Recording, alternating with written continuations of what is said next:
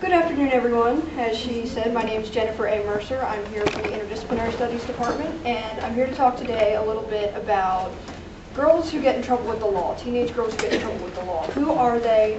What can we do to help them? And how can interdisciplinary insights be integrated to best meet their needs? Before I get started, I'd like to acknowledge my faculty advisors who have supported me in this project. I'd like to thank Professor Stephen McAlpin, who is here today. He's been my URCAD advisor and also my capstone advisor because this doubles as my capstone project as a requirement for the Interdisciplinary Studies degree. I'd also like to thank Drs. Lisa Vetter and Joshua Kunde, who have also served as advisors on this project. And finally, my family, friends, and boyfriend, who are sitting over there, who have been instrumental throughout this process, not only for the URCAD and for the capstone, but for the law school admissions process as well, which hasn't always been a piece of cake.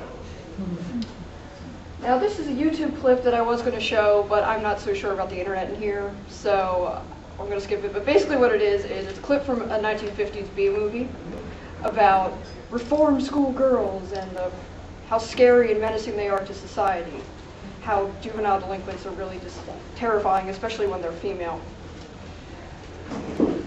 So what exactly is the problem that I'm investigating? Well, female juvenile delinquency exists as a subset of juvenile delinquency largely, and juvenile delinquency is a legal term. It refers to any actions that would be considered criminal if committed by an adult, but we don't call juveniles criminals due to the stigmatizing effects of that label, so they're delinquents. The rates nationally of juvenile delinquents in the past decade, they've gone down, but the rate for girls offending has gone up. And this has puzzled a lot of researchers. Why would this happen, and what can we do about it? And in some particular offenses, the disparities are particularly egregious. I have here some different offense categories. If you look at, for example, property crimes, you see that there is an increase for girls, but a sharp decrease for boys. You look at disorderly conduct, there's a sharp increase for girls and a slight decrease for boys. Why is that? And what can we do about these girls? Well, I've chosen to take an interdisciplinary approach to the problem. Now, my reasoning for doing this goes beyond the simple fact that, yes, it is my major, but also because this is a complex problem that inherently is hard to solve via the insights of one discipline alone. For example, if we consider the psychological needs of these girls, that's great, but it doesn't account for the interlocking systems of oppression in the form of sexism, racism, classism that can happen as well. So that's just one example of one reason to take an interdisciplinary approach. There are many. And it's also important to integrate the insights of multiple disciplines because of the importance of this issue and the fact that this impacts the lives of very real young women every day in this country who will grow up to be adult women who will influence our world, be heads of families, maybe even heads of state if we do it right. So it's very important to reach them now while we still can. These are some interdisciplinary bridging strategies. Now, in the INDS department, we are very fond of our bridging strategies. Basically, they are ways to integrate concepts from seemingly disparate or otherwise seemingly unreconcilable disciplines. What I'm doing here is I'm using gender studies as a check on some of the other disciplines because some of these other disciplines have not traditionally taken into account perspectives of women and girls. So I'm examining the other disciplines through that lens. And additionally, I'm doing something called bridging the explanation-action gap, meaning that I am trying to account for why, if we have these explanations, why is nothing being done? And some of that has to do with the disparities between academia and academic disciplines versus the people on the ground in applied fields such as law. How do criminal justice professionals integrate academic insights into their work when most of them might not have much of an academic background? Traditionally, the solution to the problem of juvenile delinquency has been in the form of the juvenile court. Juvenile court was started over 100 years ago in Cook County, Illinois by progressive reformers. They sought to treat children not as criminals, but as simply wayward souls in need of help, out of the belief that children are more amenable to rehabilitation than are adults. But even in the beginning, girls were locked up for different offenses. They were treated differently once they entered the system.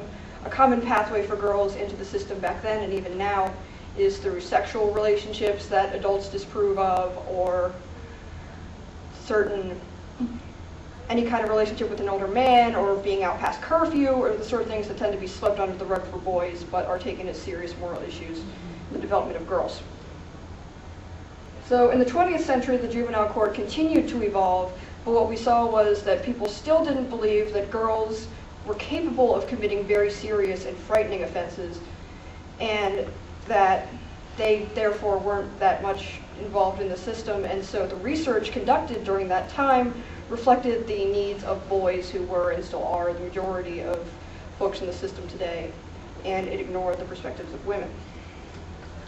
So now what we have is a bunch of research and policy based on these needs of boys that ignores the needs of girls, and we're paying the price for it today. So data is continuing to show that girls and boys offend in different ways and via different means, so our focus has to shift from a male exclusive perspective to one that includes all of the children in our system. And the increasing prevalence of female offending has frankly alarmed a lot of scholars who just didn't think girls were capable of such a thing or were not able to seriously threaten us. So policymakers are now scrambling to come up with ways to better address the issue of female offending. The ultimate goal here is to reduce recidivism, which means that once we have them in the system once, we don't want them to come back, because that means that the system has inherently failed. So I've conducted a review of scholarly journal articles in several relevant disciplines, and I've summarized my findings based around 4 factors that I have noticed come up again and again in the research and are particularly salient and affect girls differently than boys. The first is sexual orientation, then I'm looking at gender-based violence, the experience of that. I am looking at the experience of sexism, and I am looking at the experiences of drug use and abuse. I've further broken these down into static and dynamic factors. Static meaning that they are relatively permanent and unlikely to change, such as sexual orientation and having a history of violence against a particular girl. Dynamic factors are more open to change, such as individual responses to sexism, while societal sexism is unlikely to go away. How these girls internalize their experience of it can be changed, and certainly drug use is, while difficult to treat, is treatable. And they require different interventions because a clinician dealing with a history has to deal differently than a clinician dealing with something that is ongoing and can be therefore changed.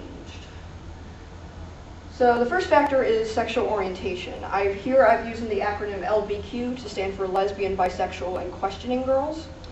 Both inside and outside of the justice system, they are more likely to be at risk for drug use, suicide, mental health problems, parental rejection, all kinds of things that some teenagers experience, but they're at a higher risk for it. Lesbian youth are particularly likely to commit suicide relative to other sexual minorities, and accepting one's sexual minority identity is a protective factor, but girls in the system are less likely to have that particular protective factor because they see their sexual orientation as a bad thing. So the best solution research suggests is individual counseling, not group counseling. Girls don't feel comfortable talking about this stuff in front of a group.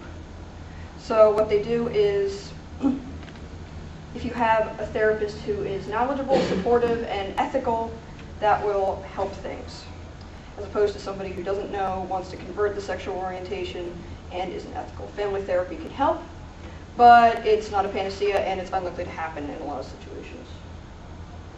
Gender-based violence, I'm talking here about sexual violence against girls, both in dating relationships as children and in the form of sex trafficking.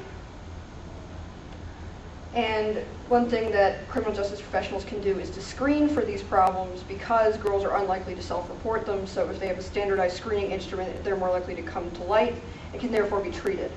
Cognitive behavioral therapy, which is a means of challenging assumptions, can be a helpful way to go about doing this. And partnering with local nonprofits in areas that deal with sexual violence can be helpful as well, because those nonprofits have resources that the criminal justice system just may not be able to provide. I'm looking here again at sexism. Sexism referring to the gender bias that affects girls from the day that they're born until the day that they die, and it affects also their experience in the system, particularly what they are locked up for and their dependence on others for identity development. I want to talk for a minute about intersectionality, which is the concept of interlocking oppressed statuses. So all of these girls are young, female, and delinquent. Some of them are also ethnic minority, sexual minority, low socioeconomic status. These things impact their lives in different ways. Clinicians can help girls feel better about their identities via, again, cognitive behavioral therapy and helping to develop self-efficacy. Also, restorative justice, in which they meet with the people they've offended against, can help. System-involved youth are 4 times more likely to use drugs than non-system involved youth. And it can be a reason for getting involved in and of itself if you're picked up on a drug offense. Girls obtain drugs often through boys, and their rates of substance abuse disorders are going up. So a screening program that refers to treatment can be helpful, and it can be implemented by anyone, so you don't have to hire additional people to do it. And educating them about drugs, their negative consequences, and helping them to develop drug-free identities is also a good idea. Overall, static and dynamic factors are more similar than they are different because they both require an integrated system for dealing with them. However, focus on strengths and resiliency should always be at the core of it. Recognize the girl's gender, but don't essentialize it. She is more than her gender. So what can criminal justice professionals do? They can educate everybody on these issues that comes into the system, intake workers, clinicians, even jailhouse guards, everybody.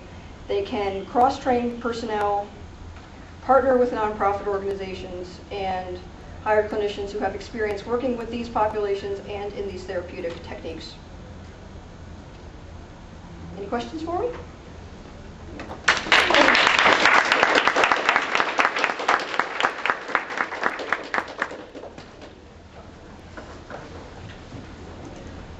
Yes, sir. Good job, Jenny. How do you feel about the availability of resources, and I'm thinking economic resources or funding to be able to create these programs? Do you think these are relatively low-cost interventions that you're proposing? Well, I did take that into account because I do realize that we have to work within the framework of the existing system that we have. That's why I suggested things such as cross-training professionals who are already there as opposed to hiring new professionals that, you know, I know the state of Maryland and a lot of other state governments are broke. That's why I try to suggest things that are a little more low cost. Things like that foster resiliency, such as Girls Circle. It's a program where girls meet with a trained counselor, civilian counselor, who teaches them about healthy identities, how to have a healthy adolescence, healthy body image, self-concept, growing up, puberty, that sort of a thing. It allows them to integrate their identities a little better, and that is done by volunteers. So if we could promote the existence of these programs, because I didn't know about it, so I looked into it, and then also encourage people to volunteer. I mean, you might get a lot of volunteers, you might not, but it's free. And that's something the government cares a great deal about right now, I know that. Yes, ma'am? How do you feel that the behavior of these delinquents relates to the generation before them? Maybe their parents, or just in general how women maybe didn't have as many rights in prior years? Well, I think what has happened is that there's more, as our gender role notions have changed, we've come to accept that girls can offend rather than, you know, oh, they're just going to go bake cookies and talk about their feelings. Like, no, some of them are carrying guns and selling drugs. This isn't something that the society of the past was likely to accept. Now, it's also true that women in prior generations didn't have as many opportunities to offend because they were more likely to be basically locked up in their houses, not left out of sight by parents. But there's always been a certain amount of delinquency going on. It's always going on. I think in past generations it was more swept under the rug. It's hard to tell if these increases are really increases or if they're just reporting it more. That's always a problem with crime data, is that we don't know how many crimes are actually being committed. We just know how many have been reported to the police. So, I mean, it really could be anything. There isn't really an easy answer to that question, and I'm sorry I couldn't give you one. Yes? You said not to essentialize gender when it comes to girls, but then you started to say that some of the plans should be tailored to girls. Yeah. Could you kind of clarify like the difference between those two things? Well, what that means is that we take a holistic view of who the girl is, taking the fact that she is a girl as one factor of who she is, and not ignoring that, like some of these programs have been, but also not saying, you're a girl, so let's teach you how to sew. It's like, you're a girl, so let's teach you about self-esteem, let's get you physically active, you know, things that would be good for children of any gender. But girls face particular gender-specific issues. You know, body image affects girls more than boys these days. So if we're trying to develop self-esteem for girls, we would focus on body image. With boys, you might consider more popular conceptions of masculinity and deconstructing those and what do they really mean. Does that answer your question? Thank you. All right, thank you.